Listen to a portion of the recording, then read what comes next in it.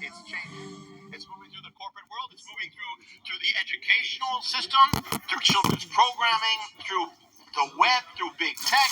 It's moving even through the army, through all things.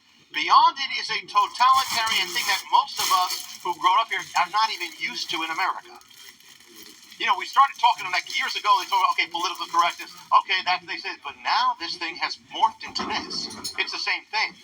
We will not allow you to speak against. We will not have dissent. In fact, we will seek to force you to speak to agree with what we said.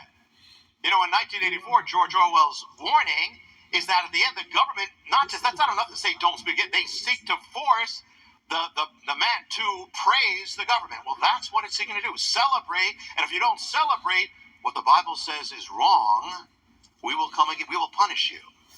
But that's what Rome did. They sought to force everybody to acknowledge Caesar was God. And you know why when you hear about those things about Christians going to the lions, you know why they went out? Because of that.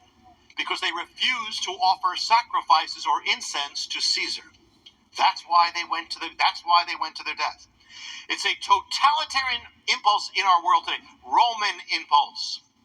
American children are now being indoctrinated in their first years to think the way they're told and come against anything that is against that. And the fact that it's happening in America America is leading in championing this throughout the world now. Even Europe. Now, we think, well, Europe is more left. Yeah, politically they are. But culturally, they're shocked by what's happening in America.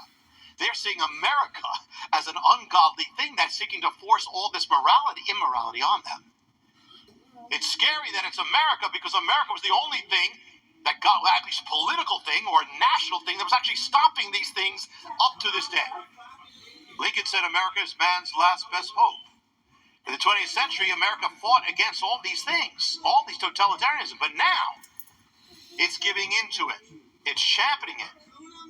A culture that crushes all this. This is very much end time stuff, guys. This is what because we know in the end times, in some way, this Roman civilization is going to manifest outright. But this is already beginning now. And when you see these things,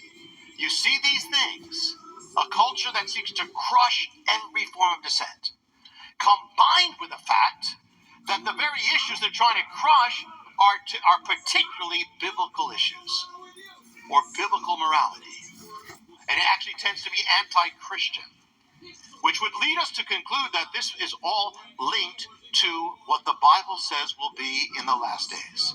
An anti-Christian civilization that seeks to crush all dissent, which leads up to the Antichrist itself, which is the horn on that last beast. We're seeing both an anti-Christian spirit and a spirit that seeks to subdue any opposition, namely Christian or conservative. It's no accident that the great evils, totalitarian forces, Nazism, communism, they were passionately anti-Christian and passionately anti-Jewish. There's a reason for that.